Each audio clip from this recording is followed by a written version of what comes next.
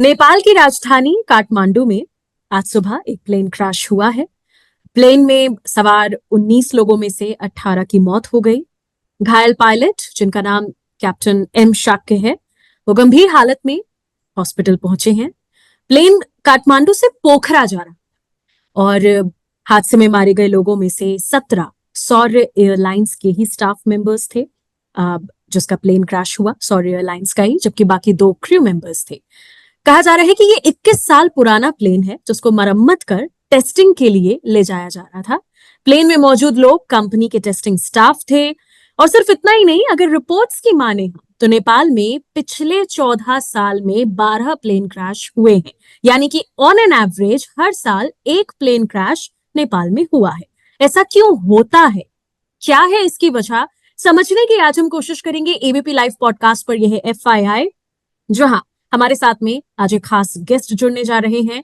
Aviation industry की अच्छी समझ रखने वाले, हमारे साथ एविएशन इंडस्ट्री से ही जुड़े एक शख्स, देवेश अग्रवाल जी, एविएशन एक्सपर्ट हैं हमारे साथ में। Welcome to ABP live podcast sir. Thank you ji, धन्यवाद जी। सबसे पहला सवाल जो मैं आपसे करना चाहूंगी वो यही कि नेपाल का जो आज हादसा हुआ है, इसकी क्या वजह अभी तक सामने आई है? क्या वजह आप देखते हैं कि ये हादसा कैसे हुआ कि जस्ट टेक ऑफ कर रहा था एंड देन सभी ने वो वीडियो देखा है, किस तरह से प्लेन जो है वो रोल होकर एकदम से क्रैश हो जाता है।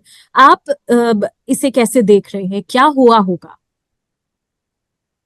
देखिए जी, एक चीज मैं बताता हूँ, कोई भी एविएशन हादसे में स्पेक्यूलेशन बतेरा बहुत डेंजरस होता है। जी। तो कारण जब तक कोई प्रिलिमिनरी रिपोर्ट नहीं आएगी उसका कोई, हम लोग सिर्फ लिटरली जैसे बोलते हैं ना, पार्डन द पन, हम लोग हवा में बात कर रहे हैं। तो और it is a little disrespectful, जिनकी जान गई है उस पे ऐसे स्पेक्यूलेट करना, सॉरी, मुझे अच्छा नहीं लगता है। ठीक है जी। तो अ, कारण अभी पता नहीं है। जो आपने कहा, हाँ जी, 21 साल पुराना प्लेन था। It is made by the model जो है CRJ-200 है। जी। इट इज जो बोम्बार्डियर कॉरपोरेशन है कनाडा का, उनसे वो बनाते हैं इस जहाज को। और इसके ज्यादा बड़ा वर्जन आता है CRJ-700 और CRJ-900। और CRJ-200 डेल्टा एयरलाइंस काफी इस्तेमाल करता है। मतलब जो उनके कम्यूटर एयरलाइन होते हैं, जो सब्सिडरीज होते हैं, वो यूज करते हैं अमेरिका में। सो ऐसा नहीं है कि ये हवाई जहाज कोई, मतलब इट इज अ वेल, काफी काफी काफी यूज हुआ हुआ जहाज है। जो आप कह रहे थे कि काठमांडू से पोखरा जा रहा था मेंटेनेंस के लिए, और उसमें बेसिकली 2 क्रू मेंबर थे और 17 ट्रेनिंग स्टाफ से मेंटेनेंस जुड़े थे। मेंटेनेंस स्टाफ थे। सुना है कि उसमें एक यमेनी भी एक पैसेंजर था जो मेंटेनेंस क्रू में था। सो उतना ही अभी का पता है। अब जैसे प्लेन लुढ़का है, पूरा राइट बैंक, अगर आप वीडियो देखिए तो सडनली राइट विंग बहुत डिप हो गया और सीधा प्लेन एक एक एक एंगल होता है, करीब समझ लीजिए करीब 40 डिग्री। तो अगर ओके। प्लेन लेवल हो, तो अगर 40 डिग्री ऐसे टिल्ट हो जाए, उसके बाद में वो सीधा नहीं उड़ पाता है, चढ़ नहीं पाता है। और जब एक बार बहुत ज्यादा टिल्ट हो जाता है, बहुत ज्यादा घूम जाता है, फिर तो जमीन में जाना ऑलमोस्ट निश्चित है। जी। आप वीडियो और देखें।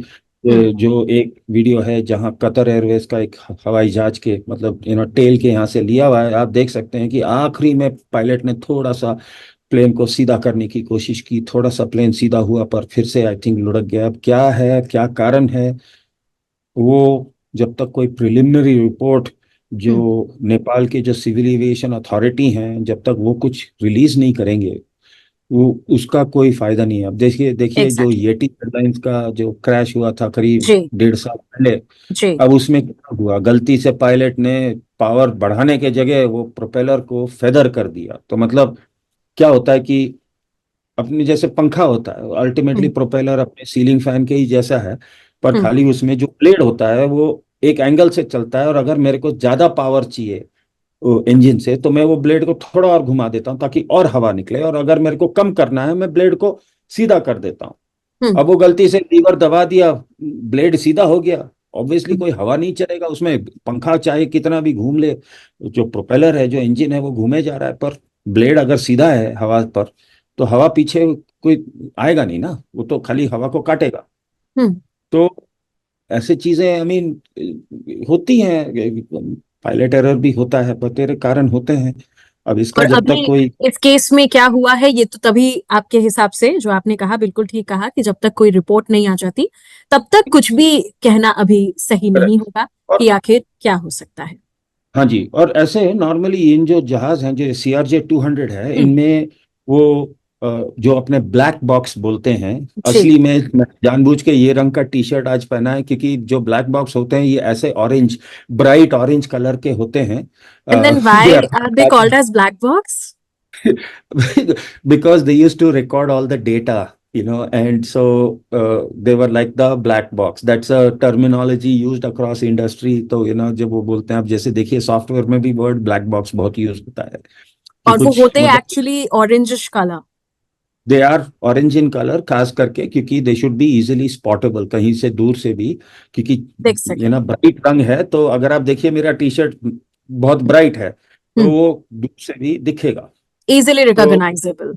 हाँ जी, it is so, these are these normally there are two black boxes, एक को बोलते हैं flight data recorder, okay. That records all जो पैरामीटर, सारे जो पैरामीटर्स होते हैं हम्म। हवाई जहाज के, इंजन, टेम्परेचर, विंग का एंगल, एलिवेटर मूवमेंट, कैसे चढ़ रहा है, कैसे उतर रहा है, कैसे लुढ़क हम्म। रहा है, कैसे ये हो रहा है, बस सब उसमें सारे, मेरे को याद नहीं है कि CRJ-200 में कितने पैरामीटर रिकॉर्ड होते हैं, पर कई पैरामीटर रिकॉर्ड होते हैं। जो मॉडर्न जहाज हैं उनमें 200, 300, 400, 500 पैरामीटर भी रिकॉर्ड होते हैं हर जी। कॉन्स्टेंटली। जी। और दूसरा है जो बोलते हैं CVR। तो एक तो होता है FDR जो फ्लाइट डेटा रिकॉर्डर होता है, और एक होता है CVR which is called the cockpit voice recorder. Okay. Normally cockpit voice recorder जो होता है वो 30 सेकंड के लूप पे चलता है। सो ऑब्वियसली ये अगर ये एक्सीडेंट तुरंत टेक ऑफ पे हुआ है, सो ऑब्वियसली ये इसमें काफी इंफॉर्मेशन रहेगा वॉइस रिकॉर्डर पे भी, कि हम्म। पायलट्स क्या बातचीत कर रहे थे, क्या हुआ है, कोई कोई कोई आवाज आई, कुछ कोई चीज टूट गई। सो बतेरे तरीके होते हैं इन्वेस्टिगेटर्स को ये सब क्रैश। प्लेन में ही मौजूद होता है because a person who doesn't know कि क्या कुछ होता है, ये ब्लैक बॉक्स कहाँ होता है या ये वॉइस रिकॉर्डर्स कहाँ होते हैं। प्लेन क्रैश होता है, हम तो आमतौर पर जब टेलीविजन पर देखते हैं, वीडियोस में देखते हैं, सब धुआं धुआं हो गया, एवरीथिंग इज जस्ट जी, just becomes no to ash. So ये करेक्ट। ब्लैक बॉक्स और रिकॉर्डर्स क्या कैसे सेफ रहते हैं?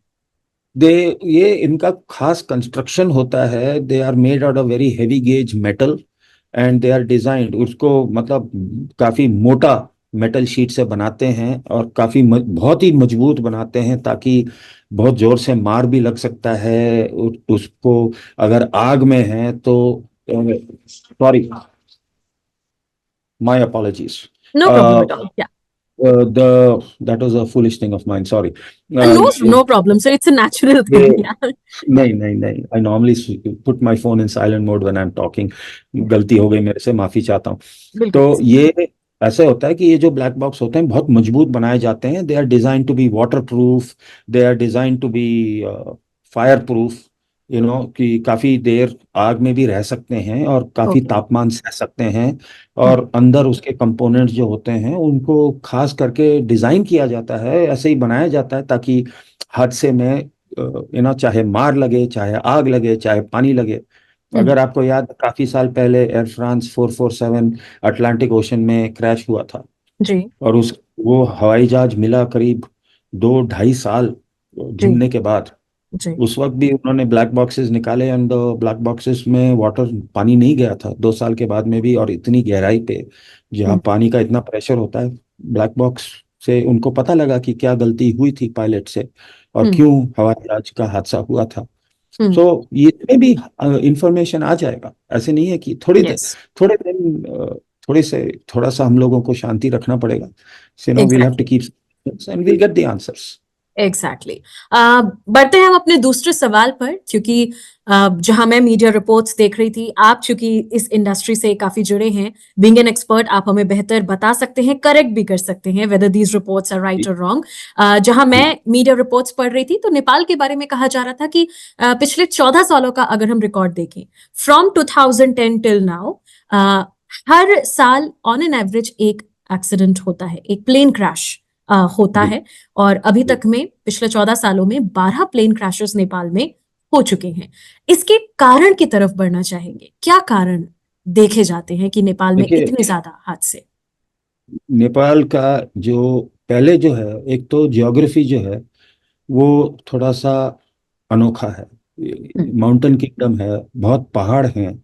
जी। और नेपाल में पर्यटन काफी होता है, तो उनके पास मेगा एयरपोर्ट्स के लिए जगह नहीं है, हम्म, क्योंकि पहाड़ी इलाके में कौन इतना बड़ा एयरपोर्ट, कहाँ आपको इतनी जमीन बिल्कुल फ्लैट कहाँ मिलेगी पहाड़ी इलाके में। अगर आप देखिए, चाहे इंडिया भी देखिए, आप देहरादून, ऋषिकेश, ऐसे हम्म, सब एरिया देखिए, लद्दाख देखिए, यू हैव बहुत छोटे छोटे एयरपोर्ट होते हैं, क्योंकि जमीन ही नहीं है ना।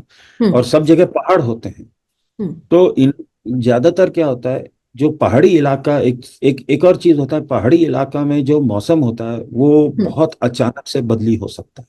ओके। अगर आप सडनली आप देखोगे कि भैया धूप है, सब है, और 15-20 मिनट बाद में सडनली पूरा बादल छा गया है, बारिश पड़ हम्म, रही है, तो ये हम्म, पहाड़ी इलाकों का वो मौसम वैसे ही है उस पहाड़ी इलाकों में। और नेपाल बेसिकली एक पहाड़ी रीजन है कंट्री है। पूरा। हम्म, हाँ जी।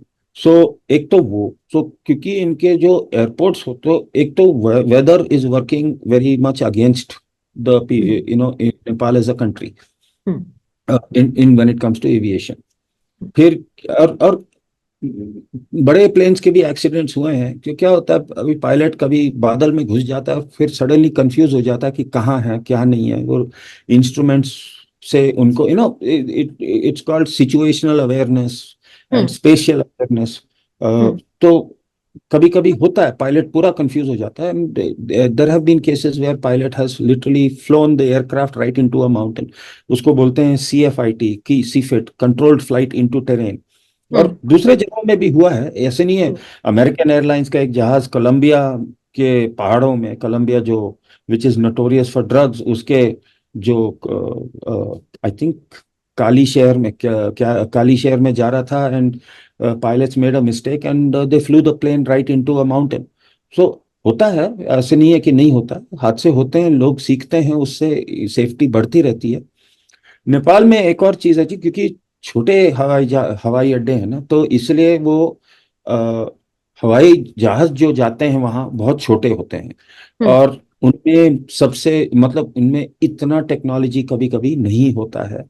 Little more manual flying, they have less instruments, or rather modern instruments and sensors and various warning systems and all, which are जो बड़े जहाज़ों में आराम से बैठ भी जाता है। और क्योंकि बड़े जहाज का खर्चा आप समझ लो, इना $50 मिलियन, मतलब 5 करोड़ हम्म, डॉलर का हवाई जहाज है, तो उसमें मैंने एडिशनल जो सेफ्टी सिस्टम्स डालने हैं, हम्म, उसका खर्चा, it doesn't increase the cost of the plane by so much. पर हम्म, अगर छोटा प्लेन है, 5 करोड़ की जगह समझ लो आधा करोड़ का हवाई जहाज है या 1 करोड़ का हवाई जहाज है, हम्म, तो उसमें फिर मैंने ज्यादा इतने इंस्ट्रूमेंट्स डाले, तो कभी कभार उसका खर्चा बहुत ज्यादा हो जाता हम्म, है। तो एक तो रीजन है, एक तो हम्म, टाइप ऑफ एयरक्राफ्ट है। और अगर आप देखिए तो नेपाल में काफी सारे जो एक्सीडेंट्स हुए हैं वो हेलीकॉप्टर के एक्सीडेंट्स हुए हैं। एक छोटा प्लेन है कॉल्ड ट्विन ऑटर, जो खाली आई थिंक 10-12 लोगों को बिठा सकता है। हम्म, तो वो- ऐसे ज्यादातर छोटे जहाजों का क्रैश हुआ है। दूसरा चीज ये है कि नेपाल का जो असर, जो कोविड का असर हुआ था नेपाल पे, पर्यटन पे खास करके बहुत बहुत गहरा असर हुआ। हम्म, सो नेपाल के काफी एयरलाइंस जो थे, उन they are in bad financial shape. Okay. So even this airline, Saurya airlines, India का जो कुबेर ग्रुप है, रादर आई थिंक दुबई का कुबेर ग्रुप है, वो मल्लू साहब जिनकी एक्सीडेंट हुई थी, वो रोल्स रॉयस के, वो दिल्ली बम्बई हम्म, एक्सप्रेस वे ऑयल टैंकर में, वो हम्म, कुबेर ग्रुप के मालिक हैं। कुबेर ग्रुप ने 49% स्टेक लिया हुआ था इस एयरलाइन में, पर सुनने में आया कि उन्होंने आगे इन्वेस्टमेंट करने से रोक दिया क्योंकि उनको रिटर्न्स नहीं मिल रहे थे। और सुनने में आया है कि ये एयरलाइन जो था उस थोड़ी सी फाइनेंशियल दिक्कत में थी। पायलट्स और सब भी थोड़ी अलग जगह नौकरियां ढूंढ रहे थे, वैसे सब चीज, तो मतलब financially everything was not good with the airline. So अब हो सके उन्होंने मेंटेनेंस पे कोई शॉर्टकट लिया है, क्या है वो अभी खाली रिपोर्ट जब आएगा एक जब पता लगेगा। तीसरा एग्जैक्टली। चीज है, and this also is little relevant to India, जो सिविल एविएशन अथॉरिटी है नेपाल की, उनको इंडिपेंडेंट नहीं माना जाता है। वो सुनने में आता है कि गवर्नमेंट के बहुत कंट्रोल में है। ओके। अगर आप देखें तो ये एलिगेशन इंडिया के डीजीसीए पे भी काफी लगता है कि डीजीसीए में बहुत सारे ब्यूरोक्रेट हैं, कम टेक्निकल लोग हैं। It's not necessarily true, but Nepal का जो सिविल एविएशन अथॉरिटी है, it is not considered very strong, it's not considered very independent, तो कभी कभार चूक हो जाती है, और इसी कारण Nepal as a country is banned. Nepalese airlines can not fly to the European Union. तो जैसे अगर आपको याद है, थोड़े साल पहले इंडिया को भी बैन लिस्ट पे डाला गया था थोड़े देर के लिए। हाँ। फिर इंडिया ने अपने सिस्टम्स को काफी ठीक किया, अंडर प्रेशर, अमेरिका से भी प्रेशर आया, यूनाइटेड नेशंस का जो बॉडी है आईकेओ, इंटरनेशनल सिविल एविएशन ऑर्गेनाइजेशन, वहां से प्रेशर आया था। यूरोपियन यूनियन का जो रेगुलेटरी बॉडी है ईआसा, वो उन्होंने ना, तो एफए, आईकेओ, ईआसा तीनों ने काफी प्रेशर डाला था इंडिया पे, तो काफी परिवर्तन हुए थे इंडिया के रेगुलेटरी एनवायरनमेंट में। वो पूरा नेपाल में हुआ नहीं है। तो तीनों चीज एक साथ दे उनकी असर पड़ रही है। वेरी श्योर कि नेपाल अब इस दुर्घटना के बाद में, मेरे को लग रहा है कि नेपाल के गवर्नमेंट को थोड़ी सी तो अकल आएगी और वो लोग कुछ करेंगे इसके बारे में। ऐसे नहीं, ऐसे काम नहीं चल सकता है इतनी देर। Exactly. Thank you so much mister no Devesh problem. Agrawal, हमारे साथ जुड़ने के लिए एबीपी लाइव पॉडकास्ट पर, और हमें गहराई से समझाने के लिए कि आखिर नेपाल में क्यों ऑन एन एवरेज हर साल एक प्लेन क्रैश होता है। और आज जो नेपाल में हादसा हुआ है, we are all waiting for the report कि आखिर क्या हुआ।